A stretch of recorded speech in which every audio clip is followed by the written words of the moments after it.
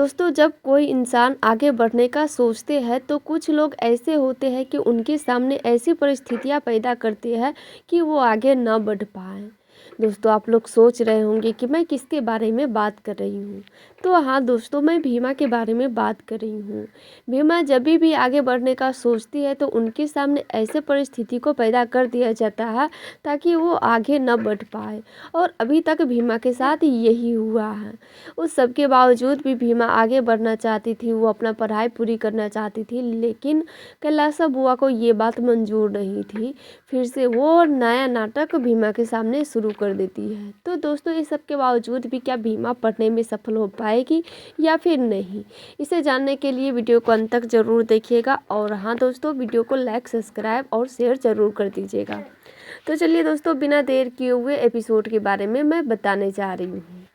दोस्तों पिछले वीडियो में आप लोग देखे होंगे कि भीमा जब बाबा साहब के बारे में ये कहती है कि बाबा साहब कुछ नहीं कर सकते, तो वहाँ पे उनके साथ कितने लोग खड़े हो जाते हैं ये सुनने के लिए। सभी को ये विश्वास हो जाता है कि हल्दी की रस्म होते ही भीमा की बुद्धि जो है ठिकाने पे आ गई। अब ये मानने लगी कि बाबा साहब इसको दिखाई नहीं देते हैं, बाबा साहब कोई काम के नहीं हैं। जिसके बाद फिर से भीमा तुरंत ही जवाब देने लगती है कि सच में मुझे बाबा साहब दिखाई देते हैं और वो अभी भी मेरे पास खड़े हैं। जिसे सुनने के बाद सब उनको ना एकदम से पागल ही समझने लगते हैं कि कैसी लड़की है ये। वहाँ पे बिशंबर भी आते हैं। बिशंबर उनके बारे में बहुत सारी बातें बताते हैं अपने भाई और अम्मा को कि भीमा एक दिन अपना इतिहास लिखेगी। तो यह सब बात होने के बाद सभी को बकवास लग रहा था बिशंबर की बात, तो इसीलिए वो सब वहाँ से चले जाते हैं। उन सभी के जाने के बाद बाबा साहब फिर से भीमा से माफ़ी मांग रहे थे कि भीमा मुझे माफ़ कर दो, मैं फिर से एक बार तुमसे माफ़ी मांगता हूँ। जिसके बाद भीमा कहती है कि बाबा साहब आप माफ़ी मत मांगिए, और आप ये माफ़ी मांगते हुए अच्छा नहीं लग रहा है, लेकिन आप मुझ पे इतना आशीर्वाद बनाए रखिए ताकि मैं हमेशा जीवन में आगे बढ़ते रहूँ। और मैं ना ही चाहती हूँ बाबा साहब कि आप मेरे हिस्से की लड़ाई लड़िए। मेरा है, मेरी ज़िंदगी है, मैं अपने हिस्से की लड़ाई मैं खुद लड़ लूँगी। इसीलिए बाबा साहब आप मेरा बस मार्गदर्शन करते रहिए। जिसके बाद बाबा साहब भीमा को जो है गले से लगा लेते हैं। दोस्तों उसके बाद होता क्या है, वहीं दूसरी तरफ कैलासा बुआ और उनके सारे परिवार वाले खड़े थे और वहाँ पे बिशंबर भी थे। तो बिशंबर को सब सुना करके कह रहे थे कि क्या भीमा डोली का बस्ता लेने आएगी भी या नहीं। बिशंबर वहाँ पे बताते हैं कि वो एक संघर्ष करने वाली लड़की है, वो ज़रूर आएगी।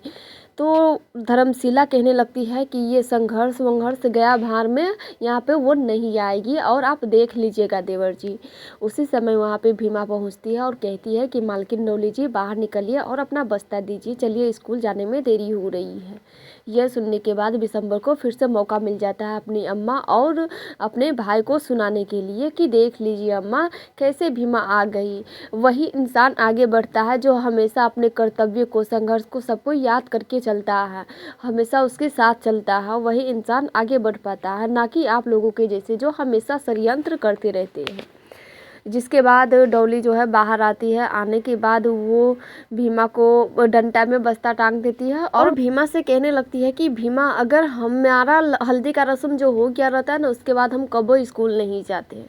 जिसके बाद भीमा उनसे कहती है कि मालकिन जी आप बहुत भाग्यशाली है कि आपके साथ ऐसा व्यवहार नहीं किया जा रहा है, आपकी कम उम्र में शादी नहीं कर दी जा रही है, आपके पिता ये धमकी नहीं दे रहे हैं कि वो जहर खा के मर जाए।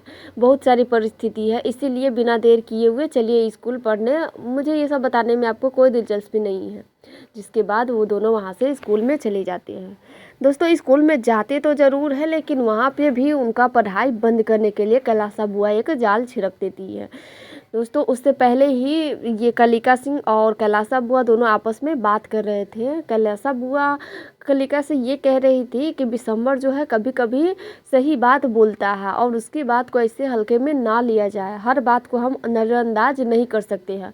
उसने सही कहा कि अगर हम थोड़ी चिंगारी भी छोड़ दिए ना तो वो आग बनने में समय नहीं लगेगा उसको, इसीलिए भीमा को हम ऐसे नहीं छोड़ दे सकते हैं, 2 दिन में वो कुछ भी कर सकती है, इसीलिए हमें कुछ ना कुछ करना ज़रूर होगा।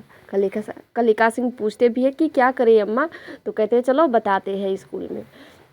वहीं दूसरी तरफ भीमा जैसे ही स्कूल में जाती है तो वहाँ पे जितने सारे बच्चे थे सभी भीमा को बधाई देने लगते हैं, यानी कि मजाक उड़ाने लगते हैं कि हल्दी की बधाई हो भीमा तुम्हें।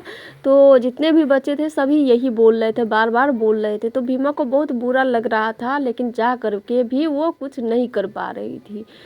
सबको नज़रअंदाज करते हुए भीमा जैसे ही अपना कक्षा में जाने ही वाली थी कि वहाँ पे आ जाते हैं कलिका सिंह और कैलासा बुआ।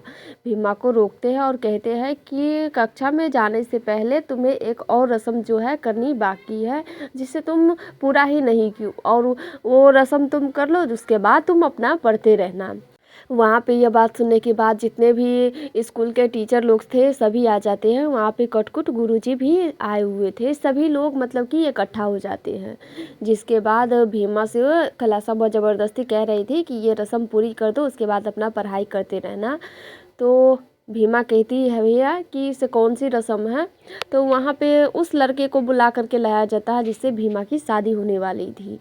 उनको कैलासा बुआ कहती है कि इनका पैर छू करके प्रणाम कर लो, आशीर्वाद ले लो, उसके बाद अपना पढ़ाई करते रहना, क्योंकि ये लोग भी अपना रस्म आगे का करें, क्योंकि इसके बाद कोई रस्म नहीं होती है, इसीलिए सबसे पहले ये रस्म तुम्हें करनी ही होगी। बार बार उनसे यही कहा जा रहा था कि उस लड़के को प्रणाम करने के लिए, लेकिन भीमा खड़ी की खड़ी थी, नहीं जा रही थी प्रणाम करने।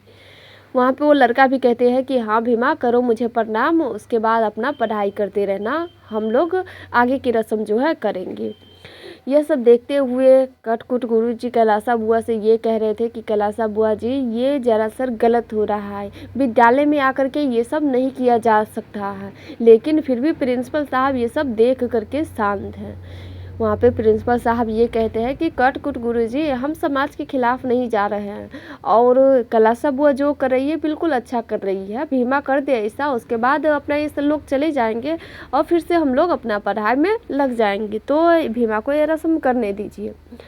भीमा वहाँ पे साफ साफ मना करती है कि मैं ऐसा कोई रस्म नहीं करने वाली हूँ, मुझे नहीं करनी है प्रणाम, और चुपचाप भीमा वहीं पे खड़ी थी। दोस्तों भीमा जब मना कर देती है प्रणाम करने से तो सभी लोग बहुत हैरान हो जाते हैं, और बार बार जो है भीमा से यही कह रहे थे कि ये रस्म निभानी ही होगी तुम्हें। जिसके बाद भीमा उन सभी से ये कहती है कि बाबा साहब कहते हैं कि पति पत्नी अगर एक रिश्ते में बंधे हुए भी है तो वो एक दोस्त की तरह रह सकते हैं, और दोस्ती में प्रणाम करना जायज़ नहीं है। लड़के का जो पिता थे वो कहते हैं कि बिना पाँव छुए हमारी जो रस्म है आगे की वो शुरू होगी नहीं, तो इसीलिए पाँव छू लो। इसके बाद कलिका सिंह भी कहते हैं कि तुम क्या अब शगुन बन करके जाओगी इसके घर पे। तो भीमा कहती है कि नहीं, मैं किसी के जीवन में अब शगुन बन करके नहीं जाऊंगी। दोस्तों यहाँ तक तो एपिसोड में दिखाया जाता है, अब इसके आगे क्या होगी ये मैं अगले एपिसोड में बताऊँगी। फिर मिलेंगे दोस्तों अगले एपिसोड में, तब तक के लिए जय भीम।